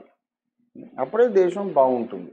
ఓకే, ఒకవేళ ఎవరైనా ఇలా ప్రార్థన చేసి ఉంటే ఆ ప్రార్థన ఏమైపోయినట్టు, దాని గురించి ఎలా? అవును, మనం ఇప్పుడు ప్రార్థన అంటే దేవుని చిత్తానుసారంగా 1 యోహాను 5:14 ప్రకారం దేవుని చిత్తానుసారంగా మనం ఏది అడిగినను అది ఆయన అనుగ్రహించును అనేది మనకు కలిగిన నిశ్చయత అని అంటాడు. ప్రార్థన చేసినప్పుడు ఏది అడిగితే అది ఇస్తాడు అనేది కాదు బైబిల్ బోధ. ఓకే, అడగడం మన ధర్మము, ఏది మనకు మంచిదో అది ఇస్తాడు ఆయన. ఓకే, చిన్నపిల్లలు ఒక బ్లేడ్ ఇమ్మంటే మనం ఇవ్వం కదా, కోసుకుంటారు వాళ్ళు, గాయపడతారు, మనం గాయపడతాం. కాబట్టి క్రైస్తవులు అడుగుతారు, ప్రార్థన చేయడం మన వంతు. ఇవ్వాలో ఇవ్వద్దో ఎప్పుడు ఇవ్వాలో నిర్ణయించే దేవుని వంతు. కాబట్టి మనం అడిగిందల్లా ఇస్తే, చెప్పిందల్లా చేస్తే దేవుడు మన బంటు, మన సేవకుడు అవుతాడు తప్ప మన భగవంతుడు, మన ఈశ్వరుడు కాడు. ఆయన మనపై రాజు కాదు. మనం దేవుని బంట్లం. ఆయన చెప్పింది చెప్పినట్టు చేసే బాధ్యత మనకుంది, కానీ మనం చెప్పింది చేసే బాధ్యత ఆయనకు లేదు. అవును. కాబట్టి అది అసలు కేసే కాదు. ఎన్నో అడుగుతాము. ఇప్పుడు నేను అడిగినవెన్నో దేవుడు నాకు ఇచ్చాడు, కానీ కొన్ని ఇవ్వలేదు కూడా. అయితే నీ చిత్తం ప్రభు అంటాం అంతే. అంతేగాని అడిగింది ఇవ్వలేదు కనుక నువ్వు దేవుడు కాదుపో అంటామా? నువ్వు దేవుడు కనుకనే ఇవ్వడానికి నీకు అధికారం ఉంది, ఇవ్వద్దు అనుకోవడానికి అధికారం ఉంది, నీ ఇష్టం. సరే, ఇంకొక ప్రశ్న ఒక సహోదరుడు అడుగుతున్నాడు. ప్రార్థన చేసే ప్రతి పని చేస్తాము, మేలు కలిగించేది కూడా. అయితే అంబేద్కర్ గారు ఆయన ఏ ప్రార్థన చేయకుండానే ఆయనకు కొన్ని గొప్ప కార్యాలు చేయగలిగాడు. ఎలా చేశాడు ఆయన అని అదేమన్నమాట? దానికి అంటే వాళ్ళ ఉద్దేశం ఏంటో నాకు అర్థం కాలేదు. ఇప్పుడు ఒక మంచి పని చేసేటప్పుడు ఎవరైనా ప్రార్థన చేయాలంటారు. ఒకటి నాయన, ఏ మనిషి అయినా ఒక పనికి పూనుకున్నప్పుడు తన వ్యక్తిగత విశ్వాసము ఏ ధర్మం మీద ఉన్నదో ఆ విశ్వాసం, ఆ ధర్మాన్ని బట్టి ఆయన ఆ కార్యక్రమాన్ని ఆయన చేస్తాడు. బాబాసాహెబ్ బౌద్ధాన్ని స్వీకరించారు.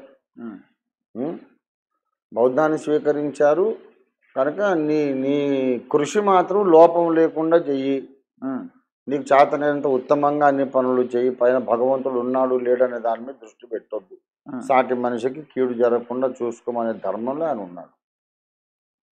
కనుక ఇప్పుడు ప్రార్థన చేయకుండా ఆయన ఎలా చేయగలిగాడు అని అంటే, ఆయన ద్వారా దేవుడు చేయించుకున్నాడు. ఇలాంటి మంచి రాజ్యాంగం రావాలని ఎంతమంది భక్తులు ప్రార్థన చేశారు మరి. ఓకే, రాజ్యాంగ రచన కమిటీకి ఆయన చైర్మన్ సార్. వేరే సభ్యులు ఉన్నారు, ఒక్కొక్కరు ఒక్కో కారణంతో అనారోగ్యం అని అదని ఇదని వాళ్ళు దూరం అయిపోయారు. బాబాసాహెబ్ మీద మొత్తం భారం పడింది. మరి రాజ్యాంగం రాసేటప్పుడు సార్ యేసుప్రభు భక్తులు ప్రార్థన చేయకుండా ఉండరుగా, ఆ కమిటీ వాళ్ళ కొరకు ప్రార్థన చేసి ఉంటారు. ఆఖరికి బాబాసాహెబ్ ఒక్కడు మిగిలిపోయినప్పుడు ఆయన కొరకు కూడా ప్రార్థన చేసి ఉంటారు. చేయకుండా ఉండరు, కోట్ల మంది ప్రార్థన చేసి ఉంటారు. వ్యక్తిగతంగా యేసుప్రభుని విశ్వసించలేదు. ఆయన స్వయం కృషితోనే తన మేధాశక్తితోనే ఆయన రాసి ఒక ముగింపుకు తెచ్చాడు. ఆయన వెనుక కోట్ల మంది ప్రార్థనలు ఉన్నాయి. ఓకే, ఆయన చేయకపోయినా అంతకుముందు చేసినటువంటి భక్తుల ప్రార్థనైనా మనం కన్సిడర్ చేసుకోవాలి. ఆయన రాస్తున్నంతసేపు కూడా వీళ్ళు ప్రార్థన చేసి కూడా ఉంటారు. అందుకే ఇంత చక్కని సెక్యులర్ రాజ్యాంగం మనకి ఏర్పడింది. ఓకే సార్, ఇప్పుడు ఆంధ్రప్రదేశ్లో జరిగినటువంటి ఎలక్షన్స్ విషయంలో ఈవీఎంలో ట్యాంపరింగ్ జరిగిందేమో అనే ఒక డౌట్ వస్తూ ఉంది ఈ రిజల్ట్ చూసిన తర్వాత. అలా అవకాశం ఉందంటారా?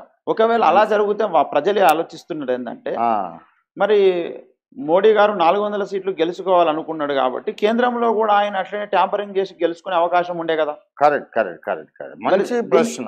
దీన్ని ఎలా ఆలోచించాలని ఒక డైలమా. రైట్ రైట్ రైట్ చాలా మంచి ప్రశ్న అడిగారు. ఇప్పుడు విషయము ఎలాగ ఉన్నదంటే, ట్యాంపరింగ్ తప్పకుండా జరిగింది, ఏదో అవకతవకలైతే ఉన్నాయి అని నమ్మడానికి ఎన్నో ఆధారాలు ఉన్నాయి.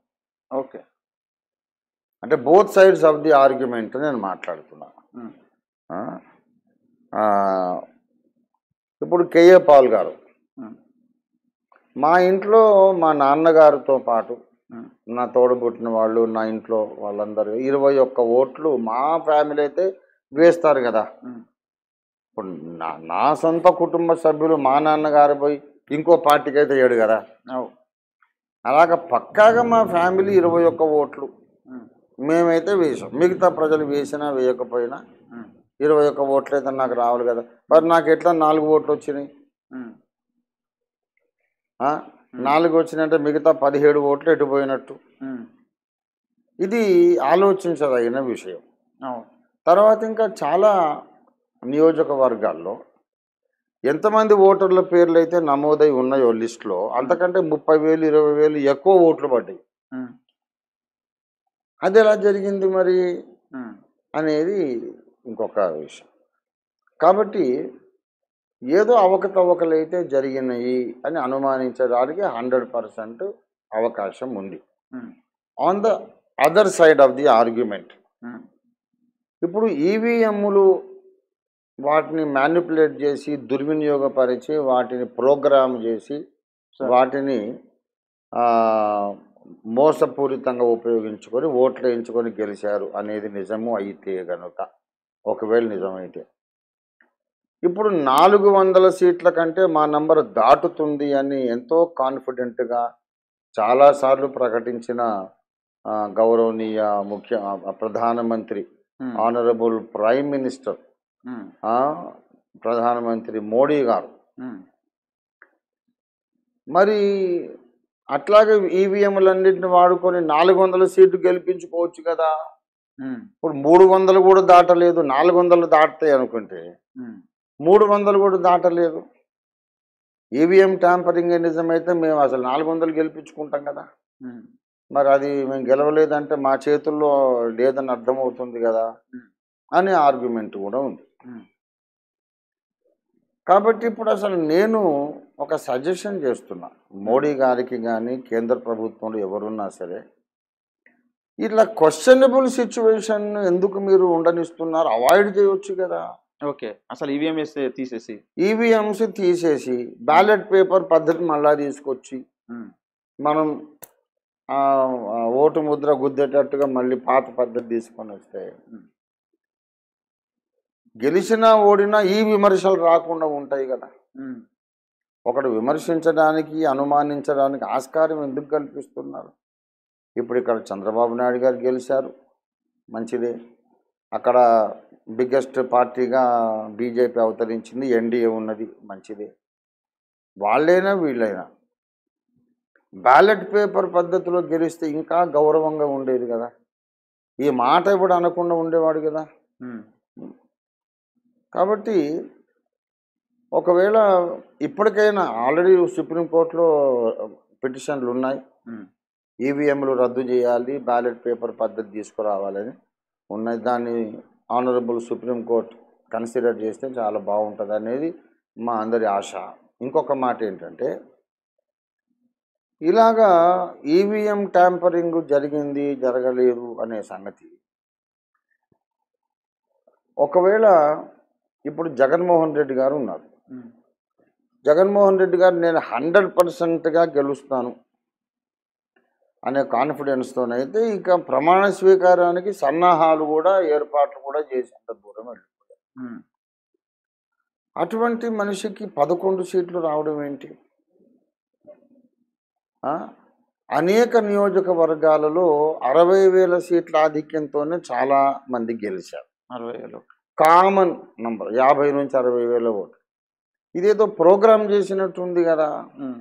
జనసేనకి 21 గెలిచిండు ఫస్ట్ టైం, సెకండ్ టైం అది కనుక ఇట్లాంటి అనుమానాస్పదమైన ఇవి ఉన్నాయి కాబట్టి ఈ ఈవీఎంలు అనేవి లేకుండా వీళ్ళు బ్యాలెట్ పేపర్ ఎన్నికలు మళ్ళీ తీసుకొస్తే చాలా బాగుంటుంది అనేది నా అభిప్రాయం.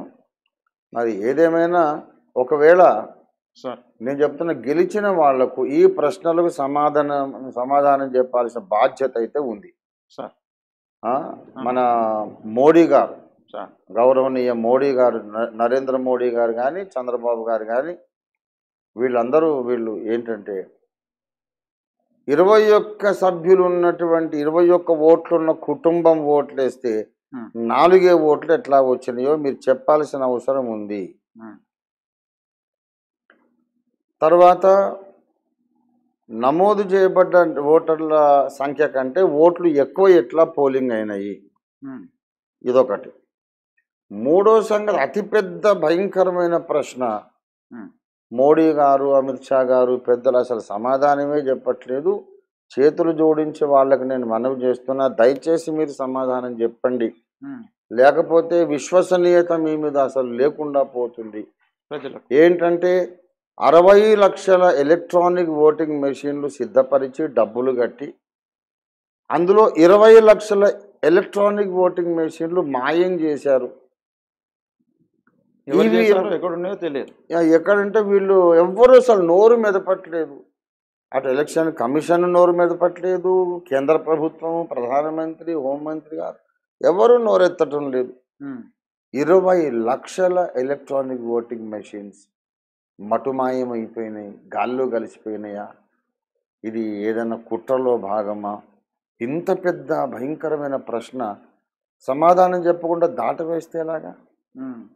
వాళ్ళ మీద విశ్వసనీయత పోదా? నమ్మకం అనేది పోతుంది కదా. కాబట్టి దయచేసి ఈ పెద్దలు సమాధానాలు చెప్పాలి. చెప్తే వాళ్ళకే మంచిది. వాళ్ళ మీద నమ్మకం పెరుగుతుంది, విశ్వాసం పెరుగుతుంది. Okay okay sir. అంటే ఓవరాల్గా రాబోయే ఎలక్షన్స్ ఎలా ఉంటాయి అనుకోవచ్చు? అంటే ఇప్పుడు జరిగినటువంటి ఈ పరిణామాలన్నీ చూస్తే ఆంధ్రప్రదేశ్లో జరిగి ఒకవేళ అవకతవకలు జరిగినేమో అనే డౌటే. రేపు మళ్ళీ మిగతా అన్ని రాష్ట్రాల్లో కూడా ఇదే తంతు కనబడుతుందా ఏంటి? ఎలా చూడొచ్చు అంటారు? అందుకే ఎలా దీన్ని విశ్లేషిస్తారు? తప్పకుండా ఈ ఈవీఎంలు ఉన్నంతసేపు ఎన్నికల ప్రక్రియ మీదనే నమ్మకం తగ్గిపోతుంది. ఇది ఫెయిర్ ఎలక్షన్స్ కాదు, ఇది ప్రజల తీర్పు కానీ కాదు, ఇది ప్రీ ప్రోగ్రామ్డ్ తీర్పు అని జనాభాలో సగానికి సగం మంది నమ్ముతున్నారు. అలాంటప్పుడు ఎన్నికల ప్రక్రియ మీదనే ప్రజలకు నమ్మకం పోతే ప్రజాస్వామ్యమే చచ్చిపోతుంది కదా. అప్పుడు ప్రజలు ఏం చేయాలి మరి? ప్రజలు ఏం చేస్తారంటే ఏం చేయాలో వాళ్ళు నిర్ణయించుకుంటారు. ఇప్పుడు నేను ఏది చెప్పినా తప్పే అవుతుంది. ప్రజలలో ఉండే స్పందన ఎప్పుడు ఎలా ఉంటుందో మనకి ఎలా తెలుసు? ఒక నాయకుడు ప్రజల్లో నుంచే పుట్టుకొస్తాడు, ఒక ఉద్యమం ప్రజల్లో నుంచే పుట్టుకొస్తుంది. అనూహ్యమైనటువంటి పరిణామాలు జరగవచ్చు. ఓకే, ఒకసారి ఈ సంభాషణ లేదా మీరు ఇచ్చిన సమాధానాలను బట్టి ఎవరైనా కామెంట్ చేసినారేమో చూసి మీ దృష్టికి తీసుకొస్తాను సార్.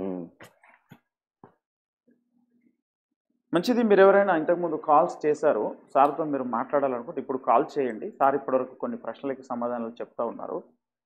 మరి ఇంతకుముందు చాలామంది కాల్స్ చేశారు, మిస్డ్ కాల్స్ అయితే ఉన్నాయి ఇక్కడ. మీరు ఇప్పుడు కాల్ చేసి మాట్లాడచ్చు సార్తో. కొన్ని కాల్స్ని తీసుకుందాం. మీరు ఎవరైనా చేయాలనుకుంటే కాల్ చేయండి.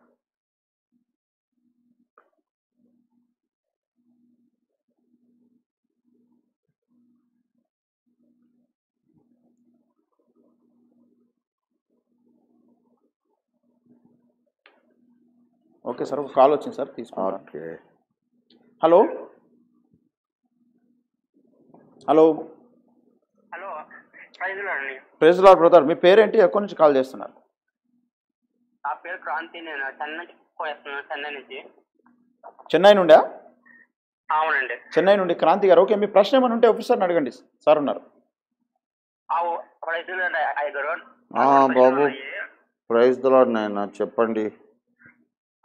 మొదటి ప్రశ్న ఏంటంటే, మొన్న మీరు చెప్పారు కదా, అంటే 2 సంఘాలకి వెళ్తే 2 సంఘాలు మీరు దశంభాగం ఇవ్వాలని చెప్పారు కదా. అంటే ఇప్పుడు 2 సంఘాలకి వెళ్తూ ఎందుకంటే 2 సంఘాల్లో వాక్యం విని వాక్యం ద్వారా బలపడుతున్నారు కాబట్టి దశంభాగం సగం సగం ఇమ్మని చెప్పారు మీరు. అలాగే నేను ఈ వాక్యం విని వాక్యం విని అక్కడ వాక్యం విని కూడా నేను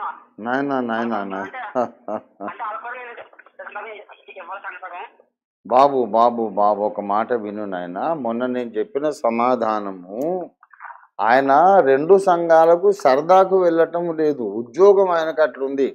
15 రోజులు ఒక టౌన్లో ఉంటాడు, 15 రోజులు ఒక టౌన్లో ఉంటాడు. జాబును బట్టి ఒకటే చోట జాబ్ చేస్తూ సంఘాలు మారడం కాదు.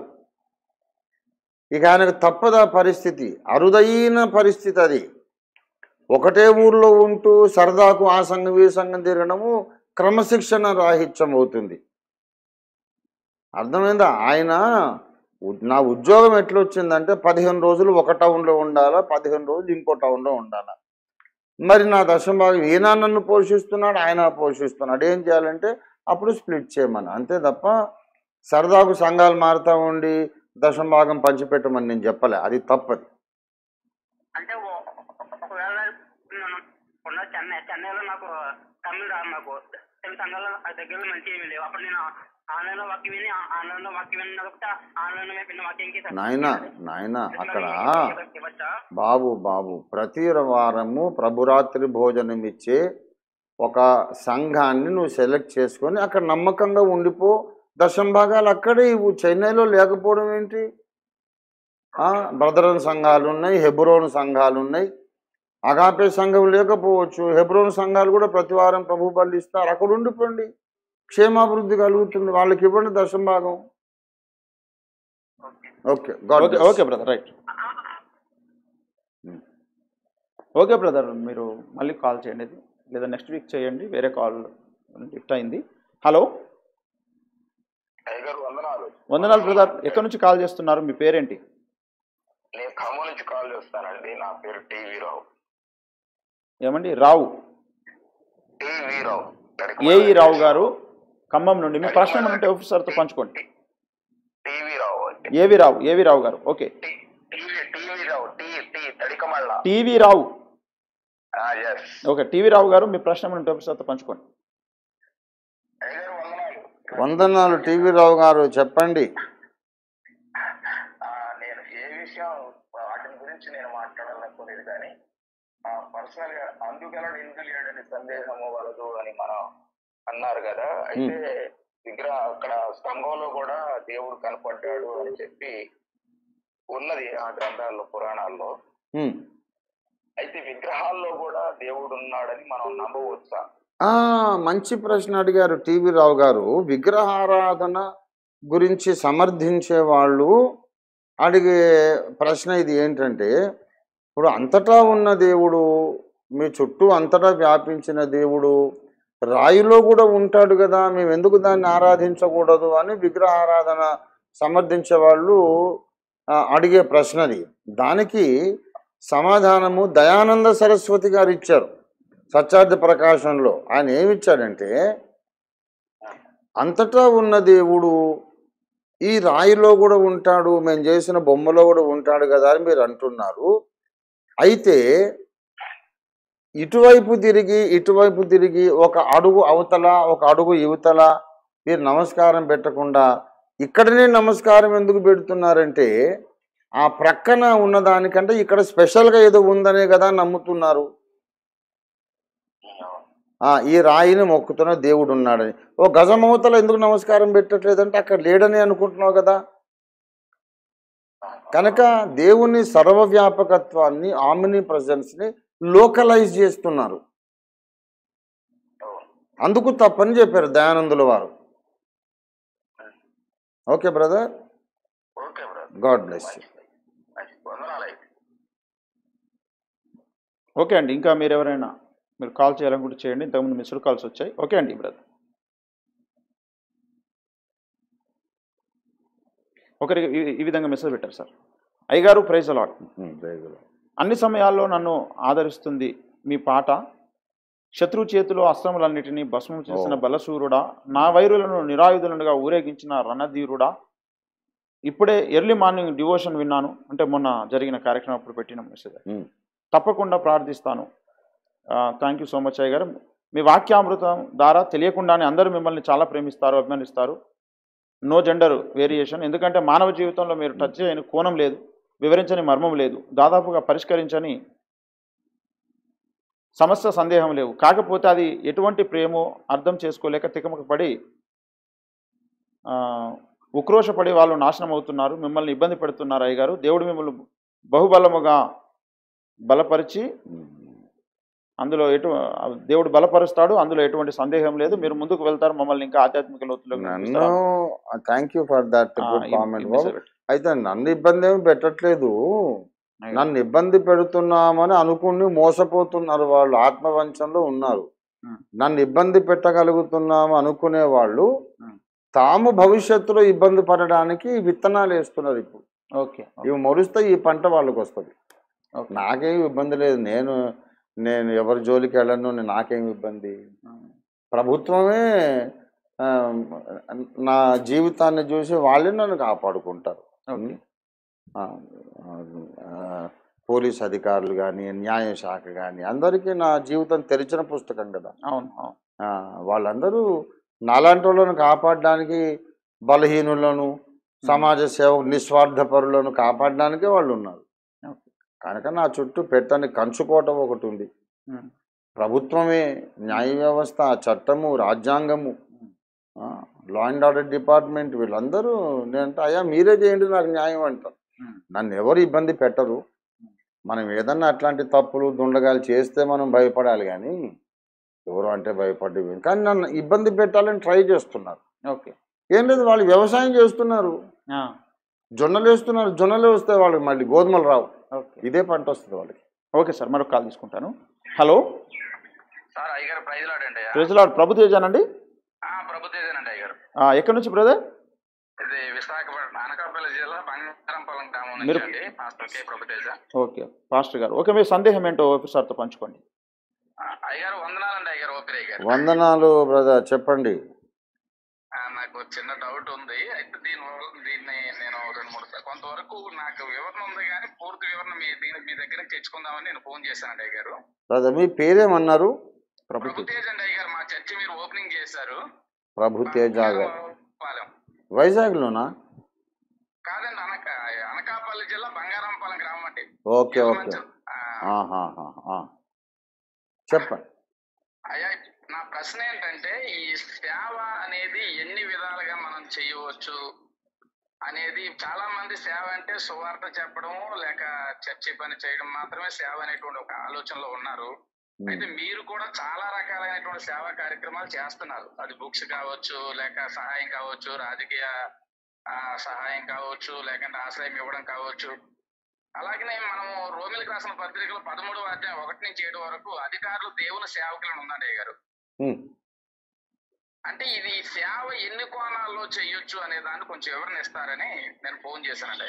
చాలా ముఖ్యమైన ప్రశ్న అడిగారు. దానికి చాలా సింపుల్గా సమాధానం ఇస్తాను బ్రదర్ ప్రభుతేజ గారు. ఇప్పుడు అసలు మన ప్రధానమైన కార్యక్రమము యేసే రక్షకుడు అని అందరికీ అర్థమయ్యేటట్లు చెప్పడం మన ప్రధాన కార్యక్రమం. ఇది దేవుడు నోరారా ఆజ్ఞాపించి మనకు అప్పచెప్పిన పని కనుక దాని మీద ముందు దృష్టి పెట్టాలి. యేసు ప్రభువును నమ్ముకుంటే పరలోకానికి వెళ్ళడం గ్యారంటీ. యేసు ప్రభువును తృణీకరిస్తే నరకానికి వెళ్ళడం ఎంత మంచోళ్ళకైనా గ్యారంటీ. ఈ సువార్త మనము చెప్పాలి. చెప్పడానికి పూనుకున్నప్పుడు ఎదురయ్యే సన్నివేశాలను బట్టి మనము అప్పటికప్పుడు సిచ్యువేషనల్గా కొత్త కొత్త రూపంలో దేవుని ప్రేమను ప్రకటించడానికి మనకు నెసెసిటీస్ అనేవి పుట్టుకొస్తాయి. సిచ్యువేషనల్గా ముందే లిస్ట్ ఉండదు, ఇన్ని రకాలుగా చేయవచ్చు అని లిస్ట్ ఉండదు. మనము సువార్త సేవ చేస్తాము. చేస్తున్నప్పుడు ఆ వింటున్న వాళ్ళలో ఒకటి గుండెపోటు వచ్చింది.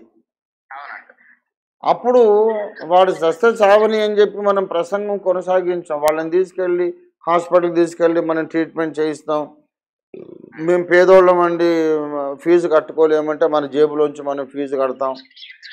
ఇప్పుడు సువార్థికుడు తప్పకుండా గుండెపోటును బాగు చేయించవలను అనే రూల్ ఉండదు కదా. ఆ సన్నివేశానికి అనుగుణ్యంగా కొంతమంది మనం సువార్త చెప్పడానికి వెళ్ళినప్పుడు ఒక అనాథలు 4 పిల్లలు ఉన్నారు. అమ్మ నాన్న మొన్న చచ్చిపోయారండి, అడవికి వెళ్ళి కట్టెలు కొట్టుకోవడానికి వెళ్ళి పాము గరిచి 2 చచ్చిపోయారు, 4 పిల్లలు ఉన్నారు. అప్పుడు దేవుని ప్రేమను మనం వ్యక్తపరచడానికి వాళ్లకు మనం ఆలనా పాలన పోషణ ఏర్పాటు చేస్తాం. అదొక ఆర్ఫనేజ్ కింద, అనాథ శరణాలయం కింద రూపుదిద్దుకోవచ్చు. అయితే క్రైస్తవులు అనాథ శరణాలయాలు పెట్టాలి అనే రూల్ ఉండదు.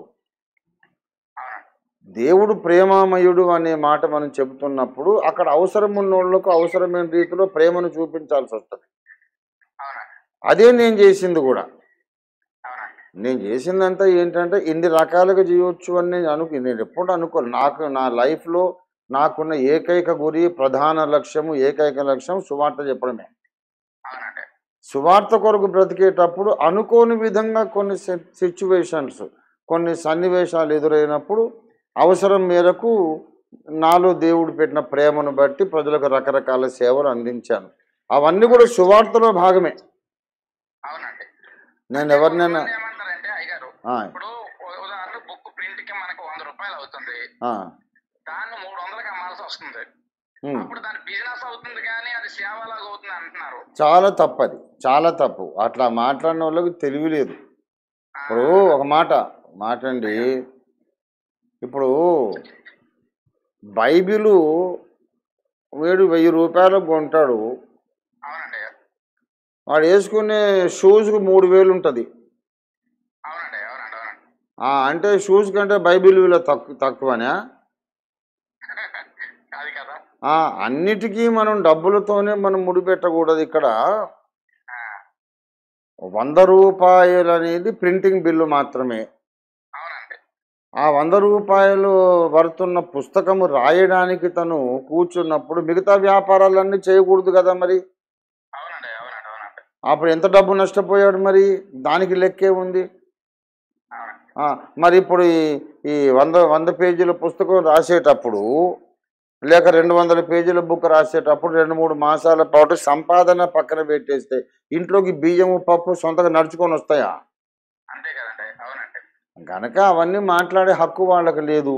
వాళ్ళకి ఆ సందేశం మీద నమ్మకం ఉంటే, గౌరవం ఉంటే, ఇష్టం ఉంటే కొనుక్కోమనండి, లేకుంటే వదిలేయమనండి. కానీ ఆ పుస్తక రచనను గూర్చి దానికి ఉండే రేటు గురించి విమర్శించే హక్కు వాళ్ళకి లేదు. తర్వాత ఇంకొక దీంట్లో ఏంటంటే మత్తయి సువార్త 25వ అధ్యాయంలో నాకు అన్నం పెట్టారు, నాకు బట్టలు ఇచ్చారు, నన్ను చూడడానికి వచ్చారు, నన్ను దర్శించారు, నాకే చేశారు, ఈ నా సహోదరుడు చేశారు కాబట్టి నాకే చేశారు అంటారు. తప్పకుండా ఆ విధానాలన్నీ కూడా సేవలో భాగమే కదండి అయ్యా. నేను చెప్పింది అదే ఇంతకుముందు. నేను సువార్త సేవ కొరకు ప్రతిష్ఠితుణ్ణి, సువార్త కొరకు ముందుకెళ్తుండగా ఎదురైన సన్నివేశాలలో అనేక మంది అనాథలకు అన్నం పెట్టాను, పెళ్ళిళ్ళు చేశాను, బట్టలు కొనిచ్చాను, ఇళ్ళు కట్టించాను, ఇంకెన్నెన్నో చేశాను, చదివించాను, వాళ్ళకు వైద్యం చేయించాను. ఇదంతా నేను చేసిన సువార్తలో భాగమే అని నేను నమ్ముతున్నా. అవునండి, అవునండి, అవునండి. గనక సువార్తకు నా నమ్మకం అదే. మీ నోటి నుంచి వినిపించాలనే ఉద్దేశంతోనే మరింత వివరంగా వస్తాను. మరొక విషయం ఫోన్ చేశాను. ఇప్పుడు ఇంకా స్పష్టత బ్రదర్, ఇంకా స్పష్టత మీకు వింటున్న వాళ్ళకు కూడా ఇంకా స్పష్టత రావడానికి ఒక మాట చెప్తాను. సువార్త మాత్రమే చెబుతాను. ఆ సువార్త చెప్పే దారిలో ఎదురయ్యే పరిస్థితులను నేను పట్టించుకోను. ఆకలి కొన్న వాళ్ళు ఎదురుపడితే అన్నం పెట్టాను, రోగులు ఎదురైతే నేను పట్టించుకోను, బాధలో ఉన్నోళ్ళను నేను ఓదార్చాను, సువార్తే చెబుతాను, ప్రసంగాలే చేస్తాను అనేవాడు చెప్పే ప్రసంగాలకు సమాజంలో విలువ ఉండదు. దేవుడు ప్రేమ గలవాడు అంటాడు, ఆ ప్రేమ వీడిలో కనపడడం లేదు. ఇంట్లో లక్షల రూపాయలు పెట్టుకొని ఒక 100 రూపాయలు అక్కర్లు ఉన్నోడికి ఇవ్వలేని వాడు స్వార్థపరుడు. ప్రేమ లేనివాడు దేవుడిని ఎరగడనుంది బైబిల్లో. వీడు చెప్పే దేవుడు ఎవడికి కావాలని ప్రజలు వదిలేస్తారు. మనం చెప్పే సువార్తకు విలువ ఎప్పుడు వస్తుందంటే, క్రీస్తు చూపించిన ప్రేమ కొంతలో కొంతైనా మనం కూడా చూపగలిగినప్పుడే మన సువార్త సందేశానికి సమాజం విలువిస్తుంది. అది విషయం. ఇప్పుడు రోమీయులకు రాసిన పత్రికలో 13వ అధ్యాయంలో అధికారులందరూ నా సేవకులు, వారి పరిచారకులు, దేవుని ఉగ్రత నెరవేర్చేవారు, దేవుని న్యాయాన్ని నెరవేర్చేవారు కదా. వాళ్ళ అన్యులు కదా. అంటే ఏ కోణంలో అలాగే మనం అర్థం చేసుకోవాలి. ఇప్పుడు సమస్త బ్రదర్, ఇప్పుడు 119వ కీర్తన 91వ వచనంలో సమస్తము నీకు సేవ చేయుచున్నవి అని అన్నాడు. దేవుడు సర్వాధికారి గనక అన్నిటినీ వాడుకుంటాడు. ఇప్పుడు ఒక విషయం, యోబు యొక్క భక్తి యథార్థమైనది. అది స్వార్థముతో మతలబు కోసం దేవుణ్ణి ఆరాధించడం లేదు. దేవుడు కంచె వేసినా కంచె తీసేసినా యోబు దేవుడిని వదిలిపెట్టాడు అని నిరూపించడానికి దేవుడు సైతాన్ని వాడుకున్నాడు. మరి సైతాన్ పరలోకానికి వస్తాడా? వాడు అగ్నిగుండానికే వెళ్ళాలి కదా. దేవుడు సిచ్యువేషనల్గా ఎవరినైనా దేన్నైనా వాడుకుంటాడు. కానీ దేవుడు ఏదో రకంగా వాడుకున్నంత మాత్రాన వీళ్ళు పరలోక వారసులని కాదు. యేసు ప్రభువునందు విశ్వసించి నమ్మి బాప్తిస్మం పొందితేనే పరలోక వారసులు. అలా రక్షణ పొందకుండా, నూతన జన్మ పొందకుండా వాళ్ళు దేవునికి ఉపయోగపడ్డా సరే నరకానికే పోతారు. అది విషయం. God bless you brother. Okay brother, praise the Lord. Okay sir, thank you so much sir. ఇప్పటి వరకు అనేక ప్రశ్నలకు సమాధానం దయచేసినందుకు ధన్యవాదాలు. Thank you so much. ఇంతవరకు వీక్షించిన మీ అందరికీ వందనాలు. ఈ కార్యక్రమం మీకు ఆశీర్వాదకరంగా ఉన్నదని ఆశిస్తూ ఉన్నాం. వచ్చే శుక్రవారం మళ్ళీ క్షీరసారం కార్యక్రమంలో కలుసుకుందాం. అంతవరకు ప్రార్థించండి. మీకు తెలిసినటువంటి వారికి ఈ యొక్క కార్యక్రమాన్ని పరిచయం చేయండి. అంతవరకు సెలవు. నమస్కారం. Praise the Lord. Thank you.